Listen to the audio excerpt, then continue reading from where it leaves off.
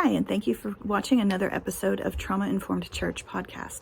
I'm your host, Suzanne Burns, the author, speaker, coach, founder of not only a nonprofit ministry, but also Be Charity Wise, which helps other churches and nonprofits to understand and apply trauma-informed principles in your ministries.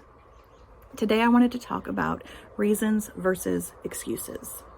I've always struggled with the difference between those two words. What I perceive as a reason, you may perceive as an excuse, right?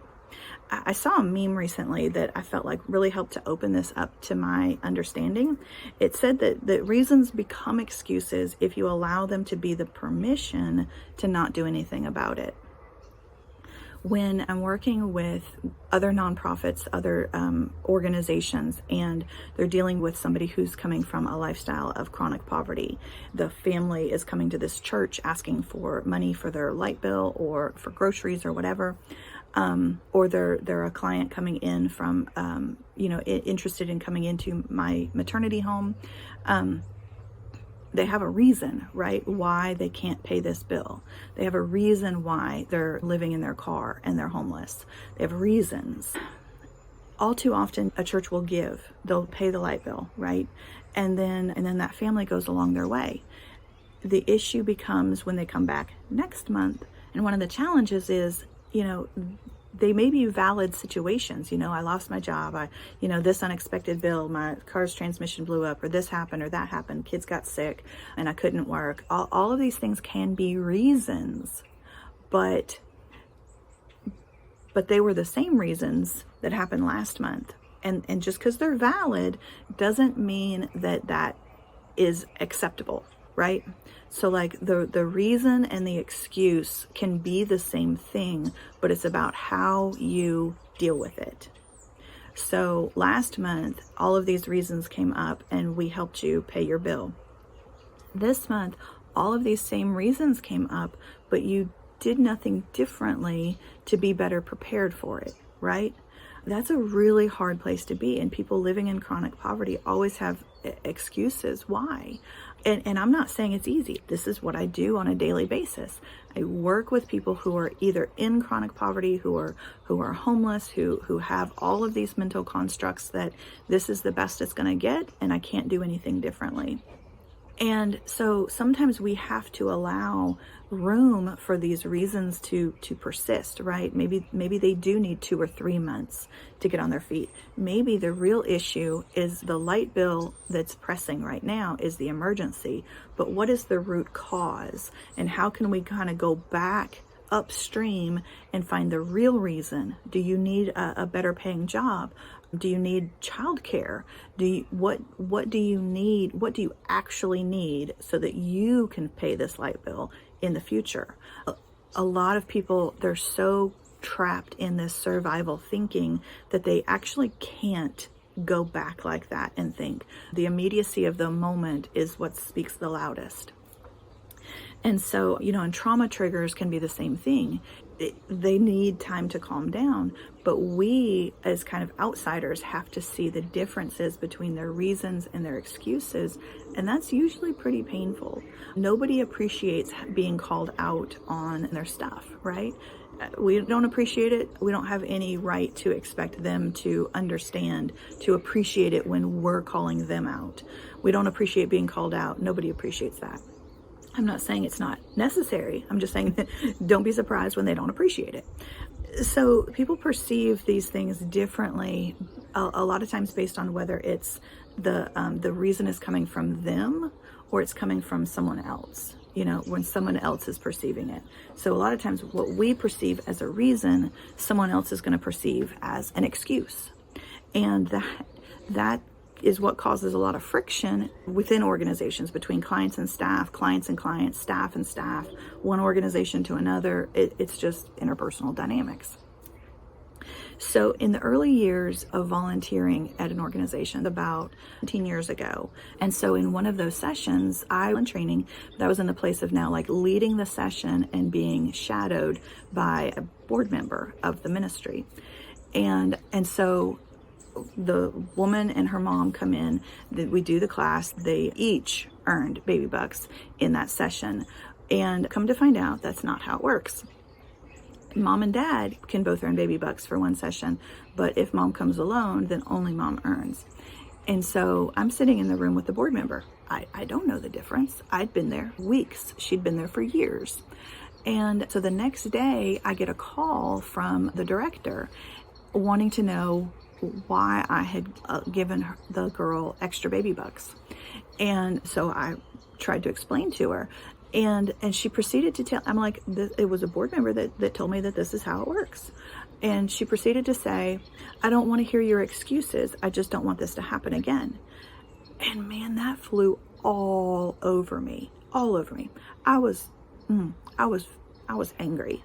I was angry because I was not giving her an excuse. I was explaining to her that there's a breakdown much higher in the chain of command than just little old me that's only been there for 6 weeks, right? And I ended up being there for 7 years. And then out of that ministry is what birthed the nonprofit that I run, the maternity home. And we've been open now almost 10 years. So in that interaction with that staff person, I had to make a decision whether I was even going to go back the next week, whether I was going to submit to her authority and allow my hurt feelings to be healed, or if I was going to allow those to kind of come in the way and sever that relationship. It bothered me for a long time, and it did color how I perceived her all these years later. I didn't allow it to affect our relationship, but it definitely did color my perception of her. I've never been able to trust her at that level again, because I was really deeply, deeply offended. And I have had to learn over the years how to apply that in wisdom in the ministry that I lead, because those kinds of conversations happen a lot with volunteers, with staff. There are misunderstandings of protocol, misunderstandings of purpose, misaligned priorities, or misaligned expectations. There have been so many times when two different staff are giving conflicting advice to a client. That's not helpful. That's not helpful. But it's because they're seeing it from different angles. And so they have misaligned priorities. And when you put yourself in their shoes, angle from which they were viewing the situation, you can understand it. But nevertheless, it's not helpful when the client is getting conflicting information from two different people. And you have to go back and kind of rein it all in and shut it down and say, this is not the person that you go to for these kinds of questions. They don't understand the big picture. That can be really frustrating, especially when you have volunteers who think they do understand the big picture, who are here to give counsel and support to our clients. And yet they only see it from a very small perspective. And so they're giving information incorrectly. They're giving advice incorrectly. It can be really challenging. So, but I could have allowed that conversation to stop me. And if I had, where would my current ministry be now? We've been open now 10 years, almost 10 years. We've served well over 120 moms, and over 600 through our that was through housing, and over 600 through our non-residential programs.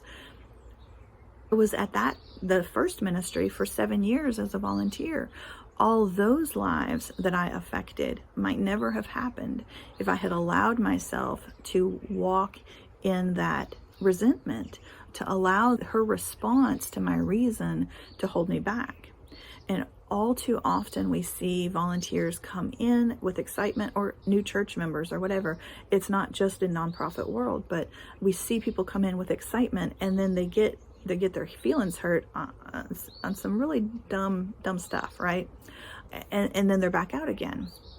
And it's just this constant churning wheel, when the reality is that part of that is spiritual warfare, right? I had to recognize that, first of all, that she was the authority figure, and whether she talked to me well or not, I had to decide, is this what the Lord wants for me? So if I quit, then I'm leaving what the Lord said to do. And if he says to go, then that's different. But if he says to stay and I don't, now I'm the one in rebellion. So I had to deal with that, but I also had to recognize that she's the decider. In my day job, I was accustomed to being the decider where I worked. And so I knew what it was like to have hard conversations. I understood what it was like to have to tell people, well, I'm glad you did it, but that's not the right way. Let's do it this way. Let's do some retraining. And so I did not agree with how she did it, but I understood the position from which she spoke. And I recognized her authority in that. And so I really had to deal with that. The reality is that I was there. I was at that ministry to serve the Lord. And so that was what I was going to do. And I just had to figure out how to come into obedience, into agreement with her rules, because she was the director. One of the things we get a lot is the desire to use past traumas as excuses for why I'm not moving forward, or past history with this person or that person, or with this government situation. I'm not ever going to put my baby in daycare because that one time, that one daycare, my baby got bit by another kid. That's not an acceptable response, right? That's not okay. We're not going to, that's a reason, but you're allowing it to be an excuse. And if you don't put your baby in daycare, you're not going to be able to work. And if you don't work, one, you're not going to be able to live. You're not going to be able to stay in our program. And your child is going to end up being taken by the state. That's just the natural progression of what's going to end up happening. So, because you have to have money to live and you have to figure out how to work. So reasons and excuses are so parallel. And yet they're so easily misunderstood. What we see as a reason coming from ourselves, all too often from somebody else, is an excuse, right? My husband was driving yesterday and it was cracking me up.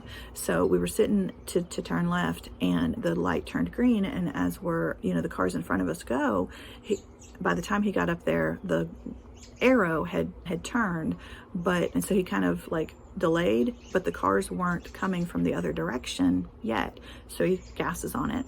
And then about halfway through the turn, the other cars are coming, right? And so now they're having to wait so that he can go. And you know what I mean? Y'all know what I mean? So I'm just like, whatever, okay, whatever. No horns were honking. We're in the South, so you don't do that down here. Only Yankees honk their horns. And so, but later, as we're driving again, somebody else did something kind of dumb like that in front of him. And he's like, they cut me off. Can you believe that? I can't believe that. People are so rude. And I'm like, really? Is that how that went? Because he had done the exact same thing, like 45 minutes earlier. So reasons versus excuses. He knew his reasoning for why that happened. And of course, in the car, he's like, oh, so sorry about that, buddy. Not like the other cars can actually hear you apologize, but in his mind, he apologized because, yeah, that was me. That was my bad. That I was being dumb. But the other car, that car was the one that was at fault. That car was stupid. That can look like gaslighting in conversations. But a lot of times, now I'm not saying that's not true sometimes, but a lot of times it really is in the timing of the response. It's in the timing of when you give your reason. So when I was on my call with my boss at that, back in the original story, she's saying, this is not what we do. And I'm like, well, yeah, but this is who told me, right? Like, I mean, she was a board member. How am I supposed to know? And so in my mind, I'm trying to say there's a deeper situation. There's a deeper issue of lack of training going on. What she heard was just the yeah, but. Well, yeah, it's not my fault, but. And so she was hearing it through a lens of excuse. And so regardless of what I was saying, she couldn't hear it because all she heard was the excuse. Now that doesn't justify it, and that's still not acceptable. But what I'm saying is you have to be paying attention when you're getting upset with your clients for giving you excuses. They do perceive it as a reason. Now, I'm not saying that it's a valid reason. I'm not saying it makes any sense whatsoever, but they perceive it as a reason. You have to explain to them where the excuse is, and in a loving way, in a way that helps them grow beyond it. Okay, so you missed your ride, and these are the consequences that happened because of that. What can we do so that this doesn't happen in the future? right? How can we change this from happening in the future? So often those in chronic poverty and chronic trauma, complex trauma, are so used to living in survival mode that they can't perceive the root cause upstream. Like, I couldn't pay my light bill this month because my car broke down, I lost my job and I had to start a new one, and I haven't gotten my first paycheck yet, and all of these things, right? But I can't perceive that had I not eaten out 6 times last week, I would have the money, right? That we can't, like, that's just not how our brains are developed. And that's one of the things that I teach on. But when we live in chronic trauma and chronic poverty mindset, our brains wire differently. And so what we perceive as excuses, like you absolutely could have paid your light bill and not bought your kid the $200 pair of shoes. Well, yeah, but he's got to look good for all of the other kids at school. I can't have my baby looking like he's homeless, even though we are homeless. It's things like that. Reasons and excuses are a very fine line. Be aware that reasons and excuses look the same. It's about the perception of them. And our mission is to love first and to help each of us, not them, but each of us, become more fully transformed into the image of Jesus. And so that's a hard place to be when we see excuse, but they see reason. And so, my question for you is, where have you allowed clients to hold themselves back because of trauma excuses? And where have you held clients back because of your perception of their trauma excuses, right? We see this in the court system a lot. Oh, they beat up this person, or they did all of that, but they grew up without a father, or they grew up in an alcoholic home, or they grew up like this. And so we're going to let them go. We're going to give them grace. But that was just excuses because nothing changes. And of course, the court system doesn't do much to help with rehabilitation at all. So it becomes an excuse that is allowed to just kind of continue to control their lives. We have to be really careful of that in our own worlds to not allow that to happen. Still walking in love and in grace. Yeah, it's a challenge. Thanks for watching, and I'll see you in the next video.